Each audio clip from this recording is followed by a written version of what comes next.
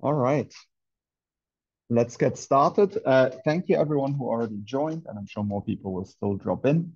Um, my name is Sebastian Manhart. I'm the Senior Policy Advisor at Carbonfuture, and I'm welcoming you to today's webinar on the Buyer's Guide to CDR Policy and more broadly about CDR policy globally and what impact it has for corporate buyers. Today coincides also with the release of our 2024 Buyer's Guide to CDR Policy, which I'll talk about a little bit more in a second. And yeah, I would like to thank especially our speakers for joining us today. We've got a really great lineup, and I'll introduce the speakers shortly, and also all the attendees for registering. Next slide, please. So at Carbonfuture, we are very active when it comes to policy. You can see some of the organizations that we are affiliated with, in many cases as board members. In some cases, we founded them. For example, I'm also the founder and chair of the board of the DVNE in Germany. But also we've created a ton of assets over the years on both US policies, such as an analysis of CDR policy in all 50 states, EU policy and analysis of EU policy, of CDR policy in 31 European countries, and also in specific policy files, often in cooperation also with some of the folks on the call. So definitely feel free to go to our magazine, the Carbonfuture magazine, to check out some of these resources. And I'm sure we're going to drop some of the links in the chat as well. Next slide, please. 2023, we put together for the first time the Buyer's Guide to CDR Policy. The idea behind this Buyer's Guide is very much to create a comprehensive resource targeted specifically at corporate buyers. We all know that one of the biggest challenges, there are many, but one of the biggest challenges the market faces is we need to grow demand. We need to get more corporates to engage with carbon removal. At Carbonfuture, we do this every day. We talk to buyers every single day. And we try to explain to them. They often ask what's going on, and they need to make sense of some of these policies. And so we thought it could be useful to provide a snapshot. In the first instance, 2023, it was very much focused on US and EU policy only, which are the two most important domains, also represented today here. But really, as you will see also already in that version, every single time we translate for every single policy, what does this mean for corporate buyer? Because that's the question that we wanted to address. Next slide, please. In the 2024 version, which was released this morning, and again, if you want to just scan the QR code to download it, we've made it very easy for you to access it. It's also in the chat. And this time we've decided to both obviously update policy developments that happened since the last one, so the last 6 months, and a lot has happened in the last 6 months, which I'm sure we're going to talk about today. But also we wanted to add some deep dives on some of the real hotbeds for innovation when it comes to CDR policy, two of which are represented here today. Namely, we've seen a lot of action in Germany, in Denmark, and in the state of California. There are many others to mention, and in future, probably this already 45-page document will keep increasing in size. But we decided to include these spotlights simply because a lot of the action is actually happening at the state level in the US and at the nation state level in Europe. But yeah, go check it out and have a look at and we'd love to hear from you what you think and how useful it is to you. Next slide, please. At this point, let me briefly introduce the speakers that will be joining us today. And again, I'm delighted that we have representation from almost all the focus area of the report. But first, Andrea Claridge. Andrea is a policy officer at the European Commission, working with the Directorate General for Climate Action focused on land use and carbon removals. Andrea has been involved in the finalization of multiple EU CDR policy initiatives over the past few years, previously also in a role at Carbon Gap, as far as I know. And so, yeah, she's the perfect person to talk to us about all the interesting stuff that's happening in CDR in Europe. And we've got Ken Branson. Ken is a senior policy advisor for climate, energy, and environment for Senator Josh Becker in California, and has been involved in the development of some of the most far-reaching CDR legislative initiatives ever proposed in the United States. And yeah, we're going to hear more about, I know, especially SB 308, which is something he's worked on very intensely as part of this webinar. Then we've got Laura Hatalski. First off, thank you so much. Laura is joining us from her holiday because Jana Amador, also from the Carbon Removal Alliance, had to drop out this morning because of unforeseen circumstances. So we're really, really grateful that Laura decided to jump in so quickly. Thank you very much, Laura. Laura is the Deputy Director of Policy for the Carbon Removal Alliance, which works to advance CDR policies in the United States that will help scale this potentially trillion-dollar industry. And she's really going to be able to provide us a snapshot of everything that's happening in the US.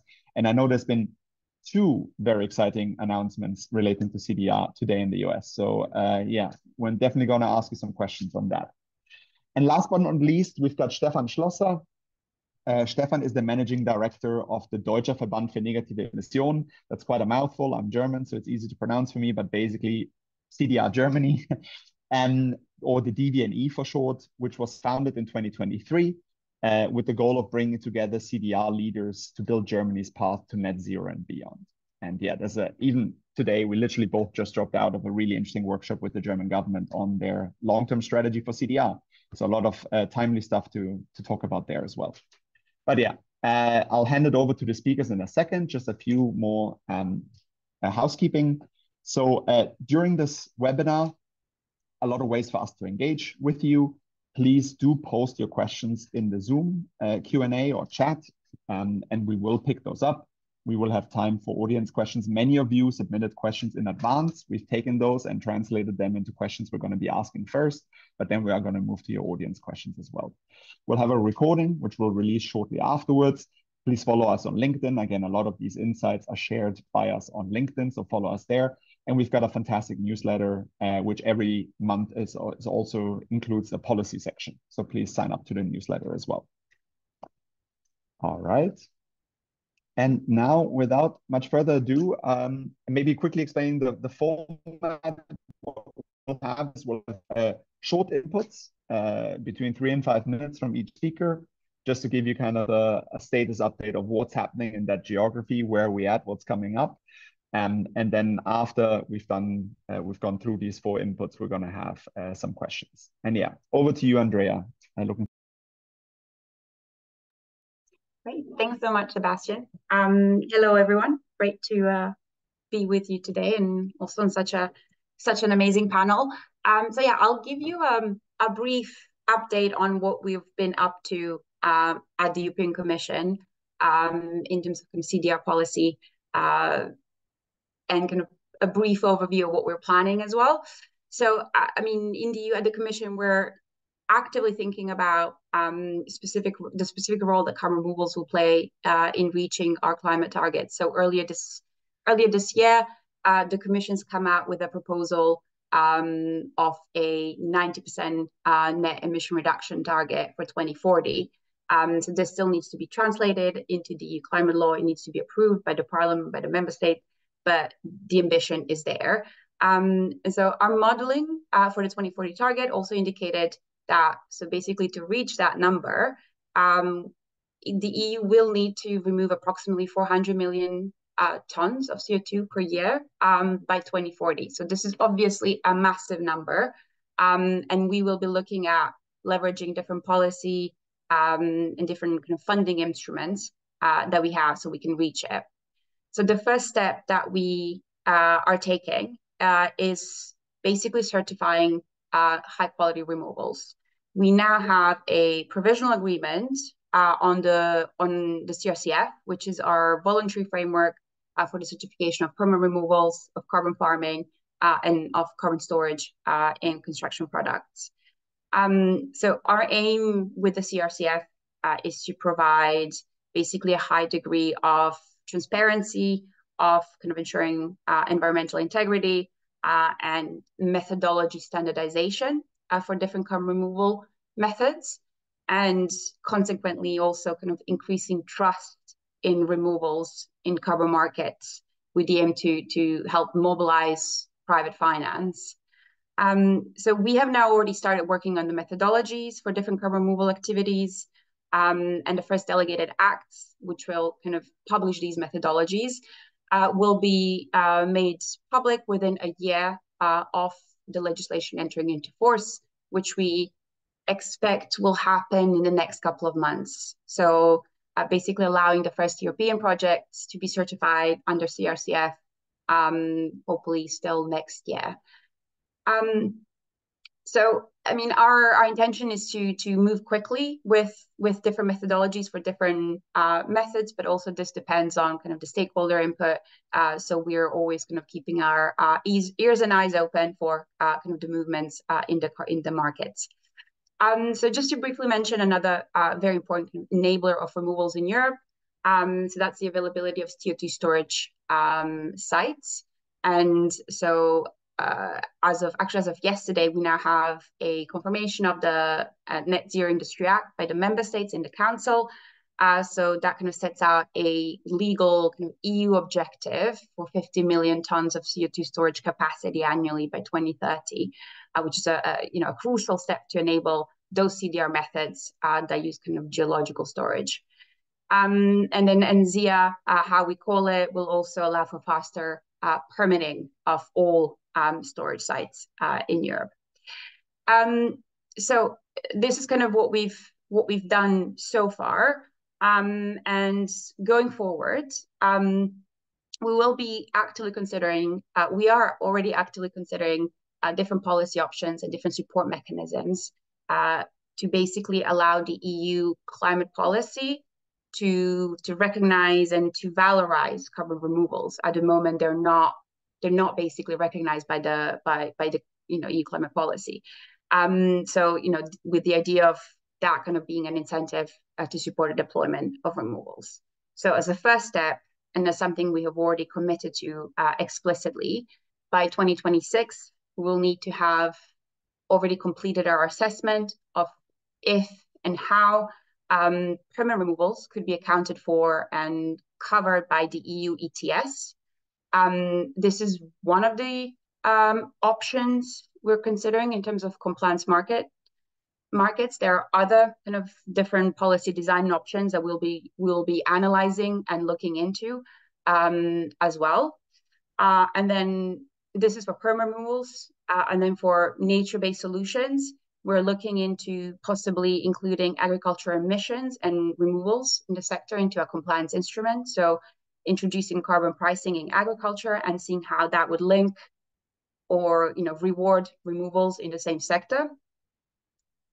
So we are currently readying to kind of kick off technical workshops on this topic in the second part of this year.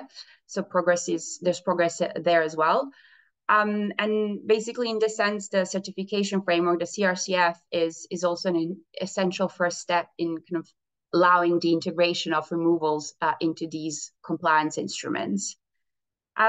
There's a few other things we'll also be working on, actively considering developing private public purchasing facility that could buy CRCF credits, for example, with the aim of fostering that long-term demand for the certificates. And we're also actively reviewing our funding instruments, with the aim of boosting research, development, and deployment of removals. This is another area we are kind of really focusing firmly on in developing a strategy for removals, for research, R&I, and development deployment of removals. So basically, in a nutshell, lots of activities in the next couple of years, with 2026 kind of a milestone year when we will come out with this package of climate and energy legislation that will allow us to build that post-2030 policy framework, which we expect will, in one way or another, definitely feature removals. So that's it for me. Thank you very much. Thank you, Andrea. That was super interesting. And by the way, if you're in the audience and you don't really know what the CRCF is, the NZIA, the ETS, whatever, go to the policy guide that we released, where you'll have a beautiful summary of that. And one quick follow-up for you, Andrea. Obviously, I know that you're working very heavily on the carbon removal certification framework. And I saw that last Friday you released, for example, a technical scoping paper on biochar, which was super interesting. Can you maybe just give us a quick overview? How are you thinking about which permanent removal technologies to prioritize when it comes to the development of these methodologies? Yeah, sure. So basically, we have kind of certain conditions set out in the legislation and the CRCF. So this is what the co-legislators have decided kind of telling the commission to, how to prioritize the work. And then we'll be kind of publishing our intentions, let's say, kind of on an annual basis of what we'll be working on. So right now we're focusing on methodologies for DAX, BEX, and biochar, as you mentioned, Sebastian. So these are the kind of the methods we have judged as having a great potential to scale, and also kind of a certain, well, for different methods the reasons are different, but having a potential to scale, and basically kind of seeing a lot of movement in the markets. Then there's a few other conditions that the co-legislators have given us. For example, looking at the maturity of existing methodologies, basically certification schemes, existing certification schemes as one of the factors to look at, etc. So it's basically a number of different conditions that we kind of look at. But going forward, we do intend to cover as much as possible, as soon as possible, and hopefully, going forward, we'll keep track with the developments of the market and kind of come out with new methodologies as necessary. Wonderful. Thanks, Andrea. And yeah, we're all following closely the work that's happening in the CSCF. And thank you. So now moving on to Stefan, while we're working on Europe, let's go deeper on Germany. And could we share Stefan's slides? I think he had a couple of slides. Wonderful. Over to you, Stefan. Thank you. Thanks for having me, Sebastian. So as you already said, I'd like to use my introduction to give a brief overview over the German legislation, especially which you see on the next slide, or better to say on the left-hand side of the next slide. The right-hand side was covered by Andrea.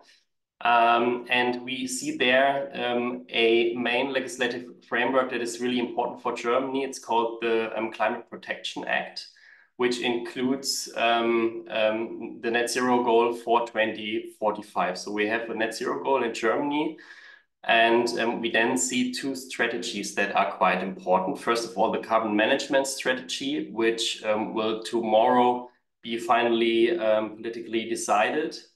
And this strategy focuses on all aspects of carbon management, including transportation of CO2, for example, and the pipelines that have to be built, for example. So this is quite important. And then we have another strategy concerning and targeting especially negative emissions. It's called the long-term strategy negative emissions. And we are in the stakeholder engagement right now. So it has started today, as Sebastian briefly mentioned. And so there are different governance bodies involved, and we are hoping that the strategy will be finished by or in spring next year. So I think there is good movement in Germany. And we really hope to see also this strategy before the elections in September next year.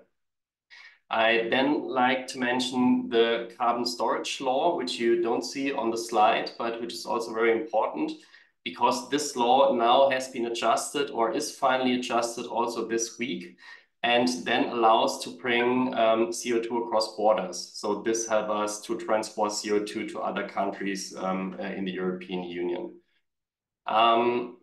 When we then go to the next slide, you there see the pathway to net zero, which politics wants to see, let's say. And you see that we are reducing right now, but we have to reduce very quickly then to be net zero in 2045. And we now can take different numbers, but you can say that we will have residual emissions between 45 and 130 million tons per year in 2045, which we have to remove. So there is a lot of removal needed in Germany. Yeah, so I think these are the most important points. Thank you, Stefan. And maybe as a quick follow-up, I mean, Germany is planning to be quite bold when it comes to CDR based on what you just described. And obviously being the biggest economy in Europe also, those numbers will be fairly big compared to other European countries. Do you think that Germany is on track to kind of lead the way in Europe when it comes to CDR, or what do you think? What's the current assessment that you have of it? Yeah, so I think we make good progress because up until now, we just had this overall 2045 target, which is helpful, which is important. But now we also see the strategies, the underlying strategies we need to really see how to get there and to then make movement. And therefore, I think we are on track, or we gaining speed. Good to hear. Wonderful. And I think we can dive into a bit more details in the Q&A. At that point, Laura, I'll move over to you, and you have the very easy task of summarizing US CDR policy in 3 minutes. But no, I'm sure that you'll have plenty to share. So yeah, over to you. Curious to hear what you have to say. Well, thank you, Sebastian, and to the rest of the finalists, and a special hat tip to Ken, who is bright and early joining us from California. I love a global webinar. Can bring people literally together across many time zones. Hat tip to Sebastian. It was so timely to be releasing your buyer's guide today. Excited to be here.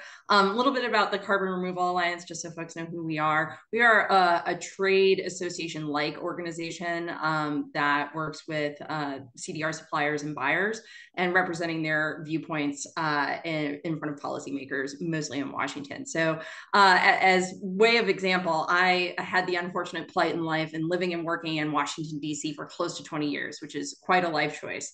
And then just last week, I was at Carbon Unbound in New York City, which for any carbon removal nerds, I highly recommend their conferences. It's just such a wonderful group of people, and networking and understanding what's happening in the market, and folks that are doing groundbreaking things. But what I can tell you from those two different experiences is that those two ecosystems do not speak the same language. They do not view the world the same way. And is so the responsibility of the Carbon Removal Alliance to be that go-between, such that our policy solutions at the federal policy level are actually rooted in the real challenges that these businesses are facing. We've been really fortunate in the United States that the history of CDR policy that is currently enacted has been really bipartisan. Knock on wood, folks, because that is not an easy thing to accomplish in Washington, D.C. So some of the highlights to date that come to mind for me, so if you're just sort of getting familiar with the CDR policy space and what Washington has done so far, I think of 45Q in the tax code. So this is, I think, $180 per ton removal for CCS technologies, but also direct air capture is now eligible for that credit. We do a lot of really big policy in the tax code. And we also have probably on the horizon a big push for tax reform coming next year because of the big lapse of tax cuts that were passed under the Trump administration in 2017 that I was working in the United States Senate at the time. So tax policy is always something that's big and top of mind for any sector in the United States, but is something that we're thinking deeply about at the Carbon Removal Alliance. Another thing to think about what is shaping the United States policy and CDR landscape are the direct air capture hubs. Again, bipartisan progress in the bipartisan infrastructure bill. Senators, lawmakers in Washington got together on a bipartisan basis and decided that we wanted to create these innovation hubs such that we could start pulling real tons of CO2 out of the air. And this has led to, real world progress, which is something that, we're so excited to see. There's a direct air capture hub being launched. Project Cypress, put it into your search engine. Includes some of the member companies that CRA represents that are looking to do some amazing things and start pulling tons from the air in Southwest Washington. Really excited about that. But the reason Sebastian is sort of laughing at me is that even today, we're seeing some big announcements coming out of Washington. We're doing it live a little bit, folks, coming to us from across the World Wide Web. But the Treasury Department, in coordination with, I think, USDA, our folks at some of our friends at CFTC and DOE, of course, are announcing some standards as it pertains to the voluntary carbon market. And just sort of looking at some of the things that Sebastian actually was writing about this morning. Really encouraging signs, right? Things about high quality, permanence, MRV, co-benefits, right? When you look at that list of things, that's the same list of CRA's member principles, right? And so for, like the federal government to be singing from the same song sheet as one of the trade associations, more or less, that's representing this sector in Washington is just a sign of the significant amount of progress that we've made about people even understanding what CDR is. Yes, we are still at some of those learning phases when it comes to promoting this and building our sector in the United States. But it's just a sign of like great things to come. So of course the devil is always in the details. So I'm not going to say that, like done and dusted, the job is done, but certainly excited about the VCM announcement today because, that's just such a leveraging private sector commitments that are, I think, on the scale of $2 billion right now, but close to $250 billion by mid-century. It's just, it could really be game changing if that's channeled in the most productive and high quality ways. And then the second announcement that came out this morning, which is literally something we sort of started getting word on over the weekend, is the DOE purchase prize. And so the Department of Energy is itself become a CDR purchaser. Which is, I think sort of a first of a kind policy across the globe that DOE is signing offtake agreements. It started as a $35 million program. We've added another $20 million to that tranche of money. So is that at the scale of what we need to meet our climate agreements? Of course not. And it is my responsibility to be quite an irritant towards the United States Congress to increase those numbers to make sure that we can scale this industry. But the reason purchasing prize is so important is that it's de-risking technologies, but it's also sending a signal to the private sector about this is how you do purchasing. So what we can expect from DOE today. You can sort of tell that the United States has been very DAC forward. It's a good industry term there, DAC forward in our policies. But you're going to see them purchase carbon offtake agreements across all pathways, right? We know that marine CDR is going to be one of the first round of awardees. We know that some biomass solutions are going to be part of this first round of announcements. And I think that's a really important piece of the puzzle is that, a portfolio approach so that we're not just like one technology approach to this is going to be, sort of hedging our bets, if you will, but also figuring out the most constructive way to get there. And then also, I think that we're going to expect DOE to sort of share best practices too. They're doing something that our government has never done before, and that frankly, a lot of private sector folks haven't done before either. And so I'm really looking forward to seeing sort of some of their sort of like after action reports about what it is to run a program like this. I know that they've worked in deep partnership with, this is a small, like family here of CDR folks, I think, in the United States. So I think the conversation will be really robust about what it means to vet projects, what it means to do good MRV, what it means to, like construct good, solid contracts and things like that. So I think that DOE is really going to be a phenomenal instrument for change for just even their announcements today. So it's a little bit of a wild time here today of all days for us to be doing this webinar and be talking about CDR policy in the United States. But it's just a sign of great things to come. So many thanks to Sebastian and everybody else for having us today. Thank you, Laura. Thank you for that great overview. And I think the DOE announcement, I looked it up. I think it's in 30 minutes. So you can stay until the end of this webinar. And right as you leave, you'll get the other news. So no need to jump off right now. Great, sounds good. And the other thing I wanted to mention is the DOE is obviously doing a lot of incredible work. And in the policy guide, we also cover a lot of the great work the US Department of Agriculture is doing. There's actually a lot of great work going, especially towards enhanced weathering, going towards biochar carbon removal that is coming out of the USDA. So feel free to check it out. And one quick follow-up question I have for you, Laura. You mentioned the tax code, you mentioned 45Q. I think a lot of people look at 45Q as kind of this incredible vehicle to scale carbon removal, and they would love to see it applied to more than just DAC and to a certain extent BECCS. So looking at 2025 when the tax code will be revised, and I know that I think your group is working a lot on exactly this topic. What do you see as the potential of having a more tech agnostic 45Q? Yeah, this is something for the nerds in the group. This is a policy discussion that's been live at the federal level for a long time. And so I don't want to get out ahead of some of these things that are still a little bit under our hat, but I'm really optimistic for the prospects of a provision added to the tax code that that all high quality CDR businesses will be able to access. That's something that a bipartisan coalition of folks on the outside have been working on for a really long time. I think we're looking forward to a potential introduction, bipartisan introduction later this year. So we have some champions that, again, I'm a little, I have to be a little tongue in cheek here because, you know, we certainly want to respect our partners and make sure that they get to own the issue. But I guess what I would say about that is that the design of this policy is meant such that, you know, like all high quality CDR removals are going to be eligible for this. And you know, we're ahead of the game right now. You know, sort of knock on wood, we're having such a good day in American CDR policy. So I'm, you know, grinning ear to ear and thinking everything is possible. But I think that, you know, given that we're setting ourselves up for a good bipartisan introduction this year, bicameral, bipartisan, and talking to the right people, that we'll be in a good position that when tax discussions get a little more serious next year and the rubber meets the road, that will be on the queue of priorities that folks seriously need to consider. And we're excited for the future of that as well. Excellent.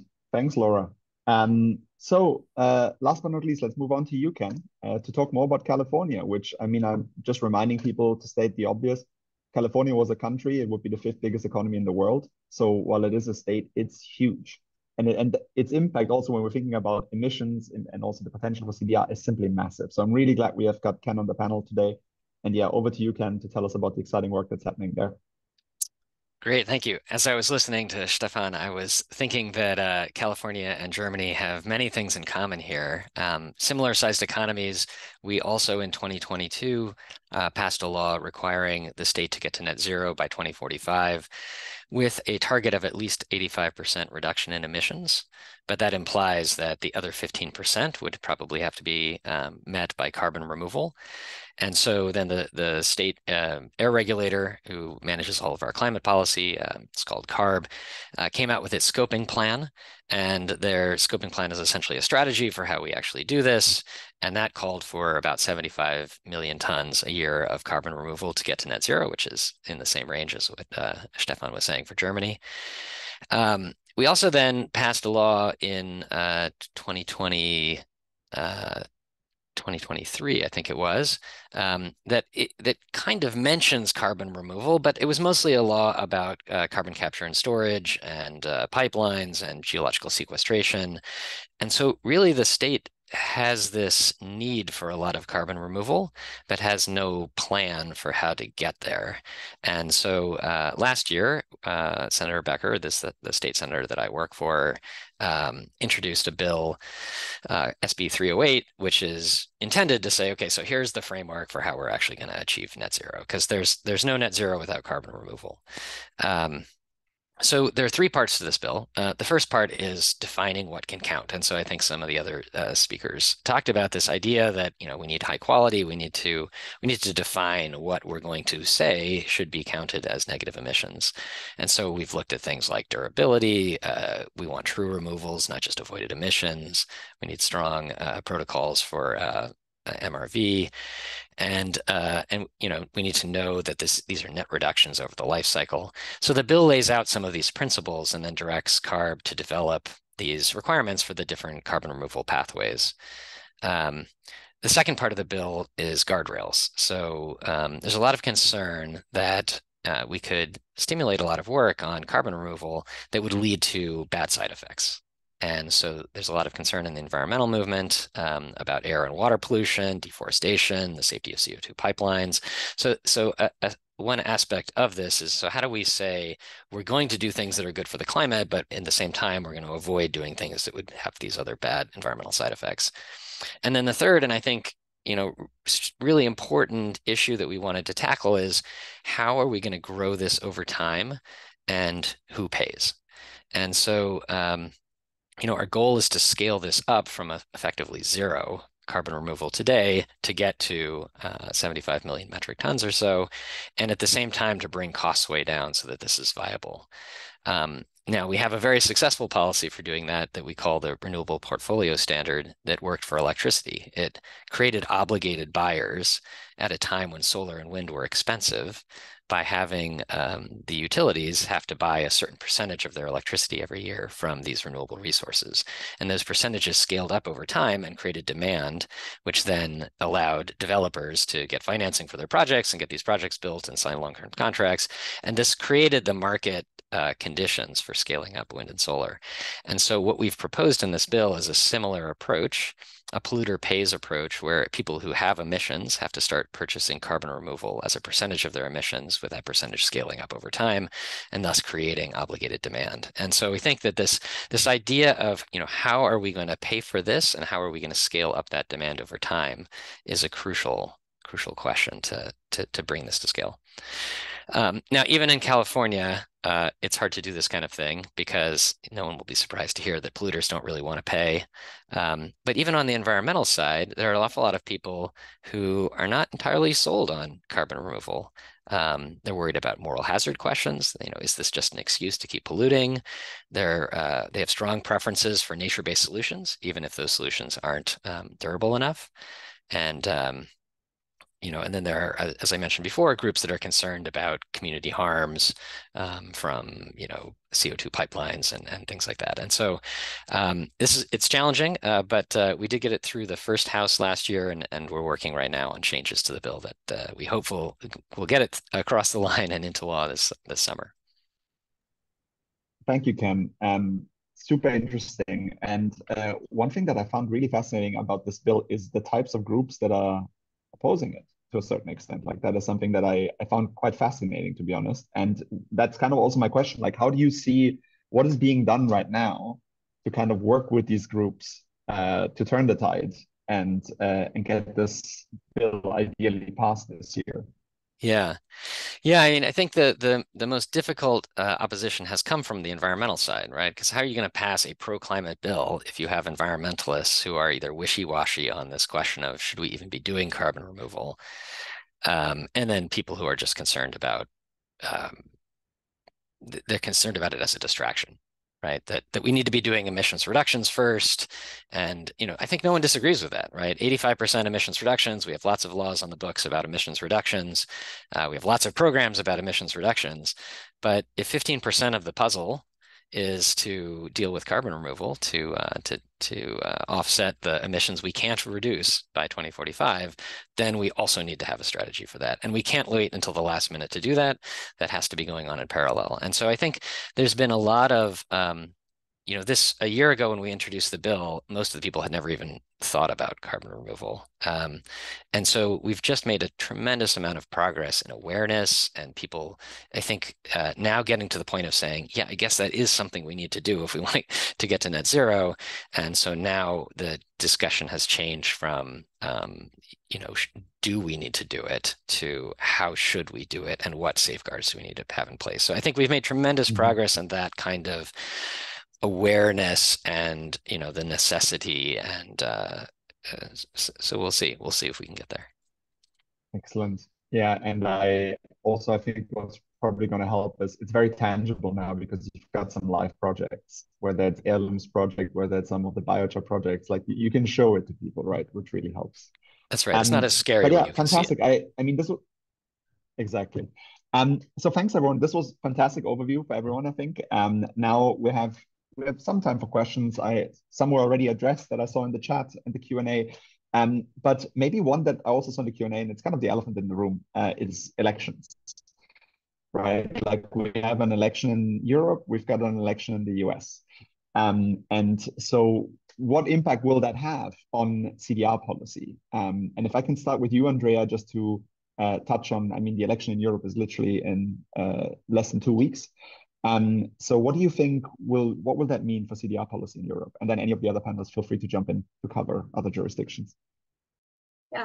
Yeah, thanks. I mean, it definitely is $1 million question on so many different things. But so, I mean, we'll all be looking very closely at the June parliamentary elections in the EU, and kind of also specifically what the results would mean in terms of the new commission and its mandate. So, following the elections, we have a new commission gets selected, and with a new mandate, and that sets a new direction of travel. So it is not a negligible risk that the Green Deal comes under pressure.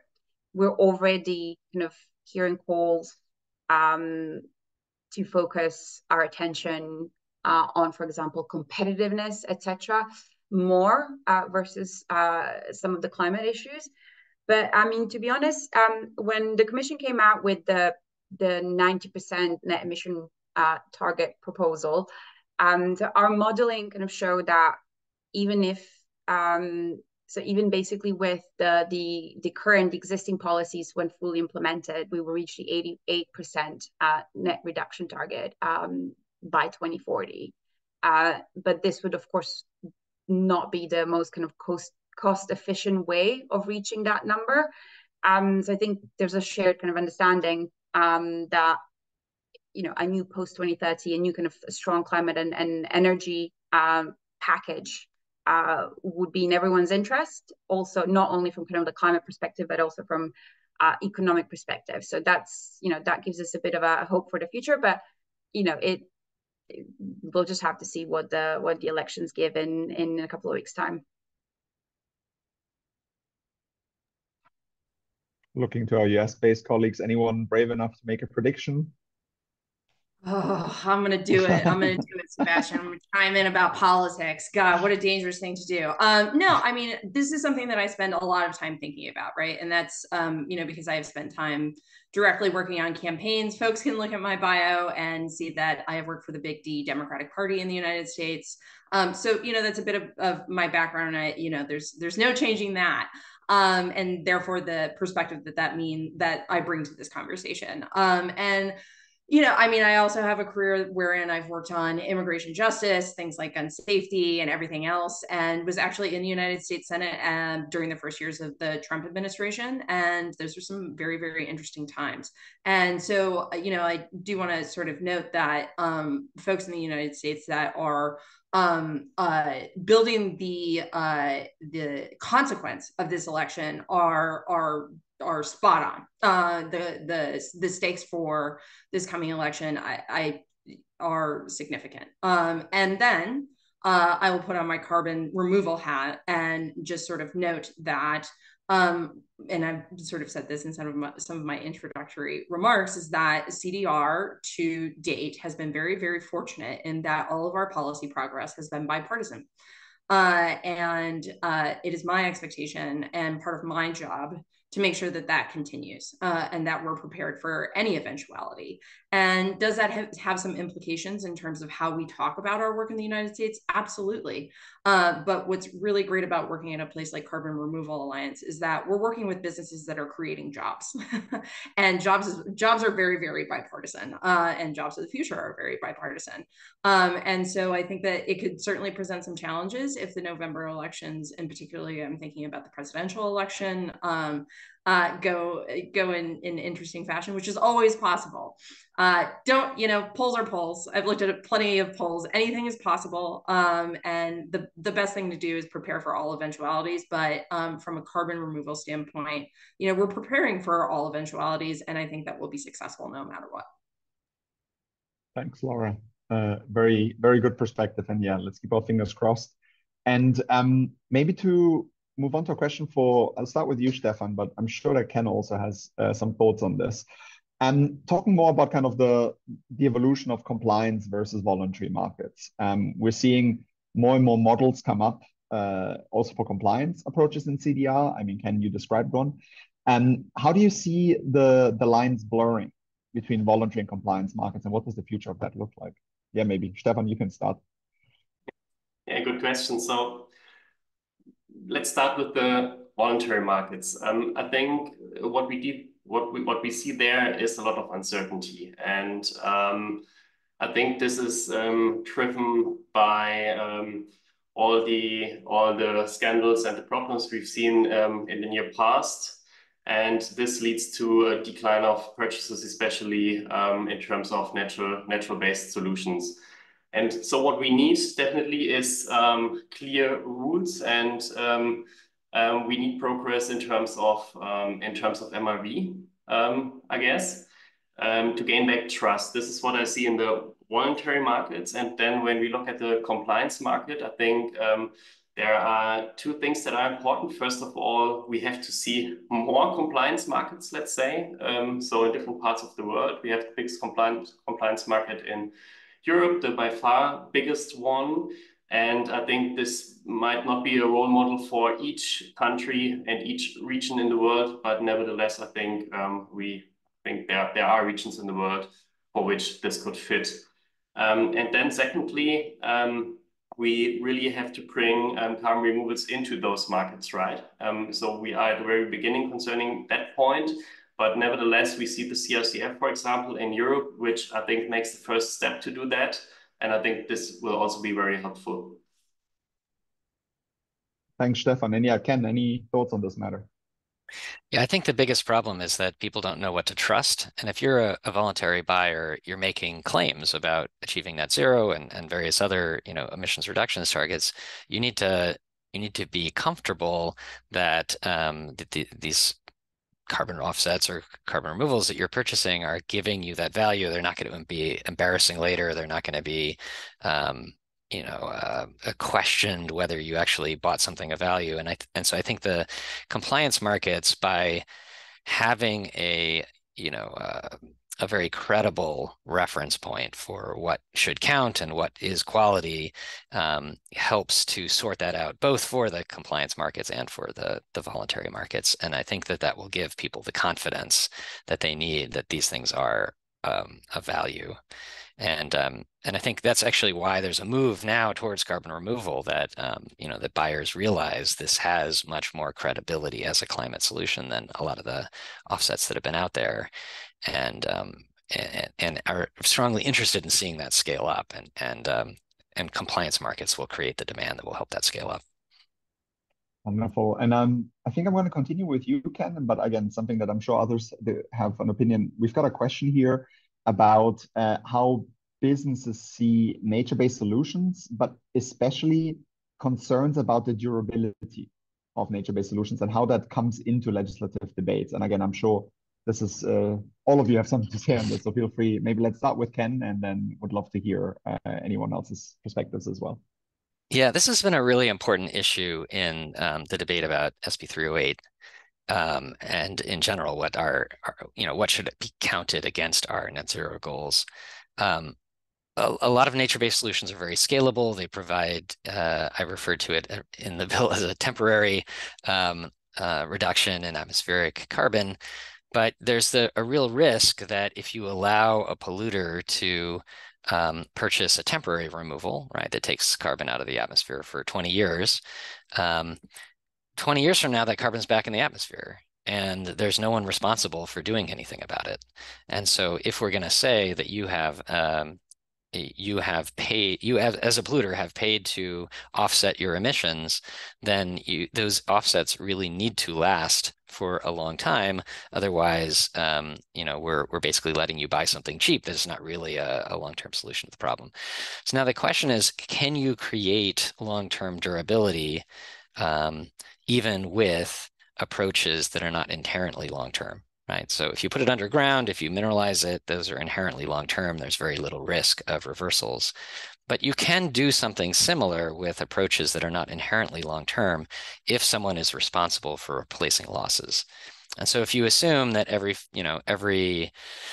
year you might have a 5% reversal, and you just bake that into the protocol, is that I then have to buy replacements to cover that, and that's just part of the deal, then there are ways of making things that are not inherently long-term, in fact, continue to keep that same amount of carbon out of the atmosphere. So we're looking at approaches like that require long-term durability in the amount of removal, but don't necessarily require only approaches that are inherently durable.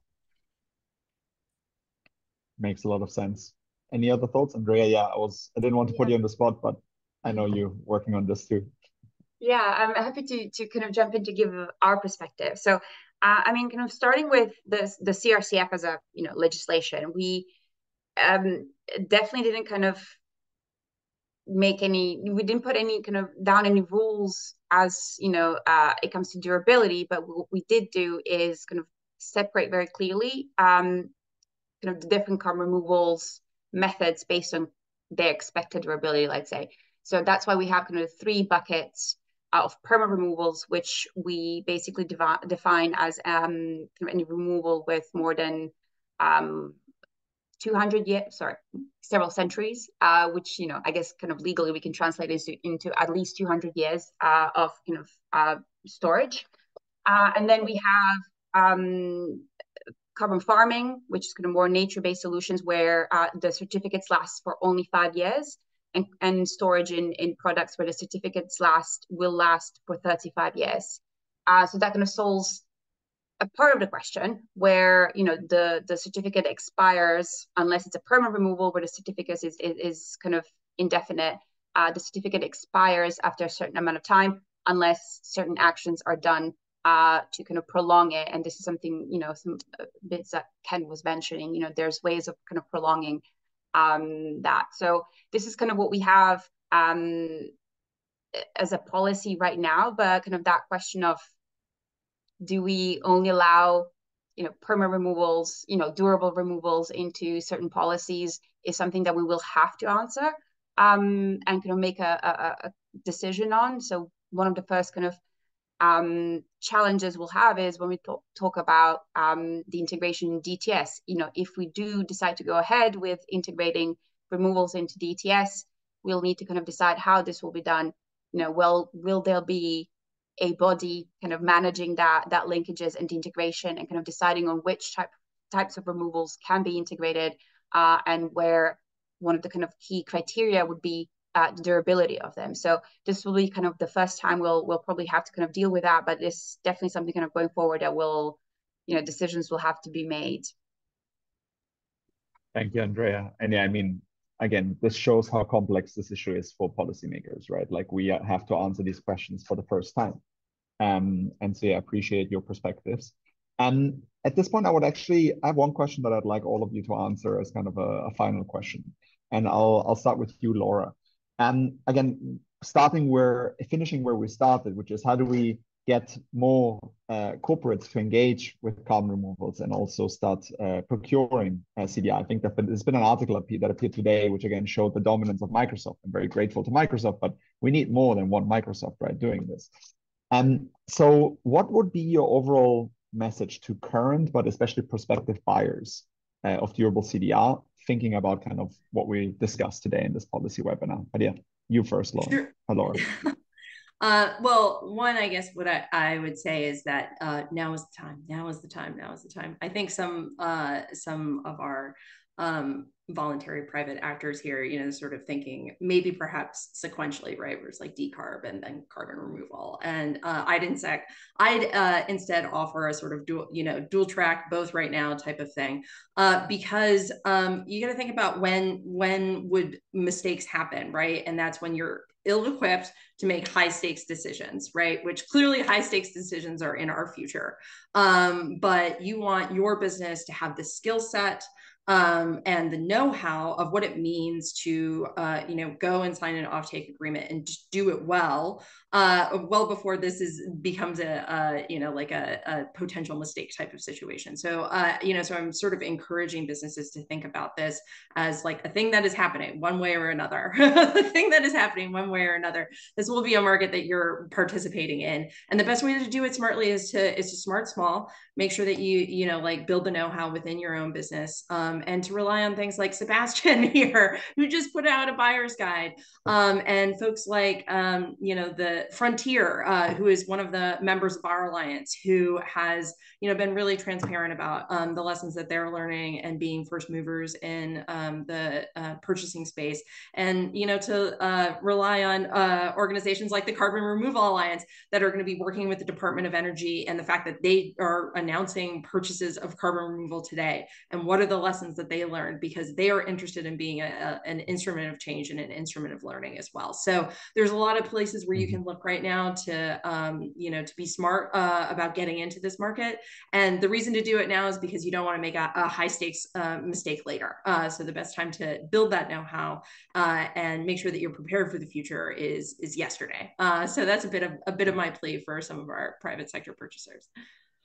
Thanks, Laura. And yeah, over to you, Ken. Maybe you can go next. How do you see this?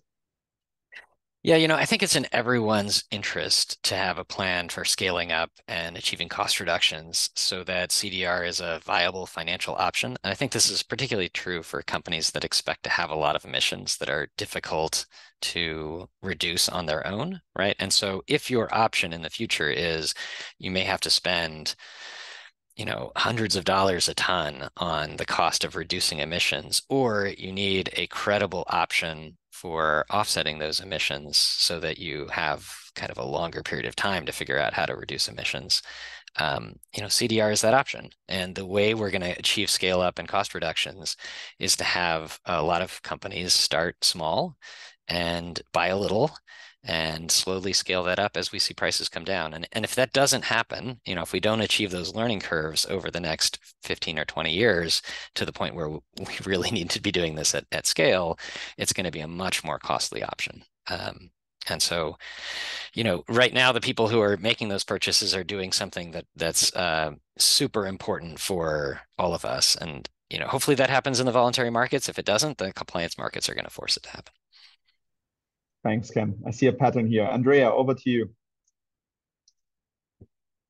Thanks. I mean, I would, I guess, echo the sentiments. I mean, from our perspective, the Commission is doing, everything we can to kind of de-risk the technology, lower the cost of the technology with our funding programs. And then we're also looking at policy to create long-term demand. So obviously we are seeing carbon removal as a key pillar of climate policy in Europe, and we're kind of currently in the process of shaping what that will look like.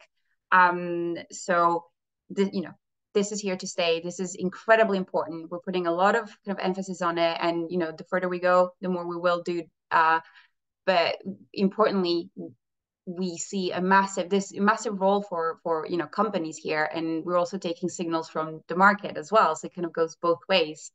So we're keeping a close eye on what's going on.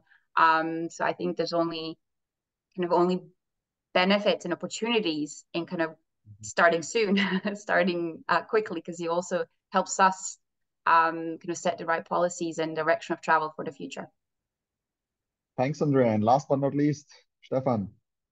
Yeah, so I think it's very important to see that legislation started moving, right? So this is what we heard today, and I would like to give you maybe one last number.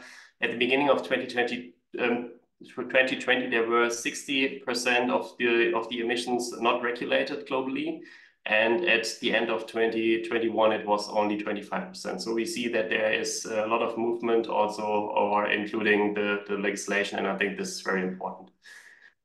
Wonderful. Thanks, Stefan. Well, there's clearly a pattern. Well, buy your first ton today. I think that's the message, incremental improvements. And at this point, I would like to finish up and wrap up. And if you could quickly share the screen, my Carbonfuture colleagues, just with a very short reminder that we have the Carbon Removal Summit, which features, I definitely know Andrea and Stefan are also going to be there in June. Feel free to scan the QR code to register your interest. We'd love to see you there.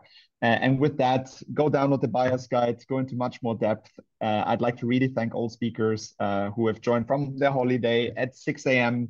Thank you so much for participating today. And yeah, really appreciate your time. And thank you to everyone as well in the audience who took time out of their day to join us. Thank you very much. Bye, everyone. Bye-bye. Bye. Thank you, Sebastian. Thank you. Have a good one. Thank you, everyone.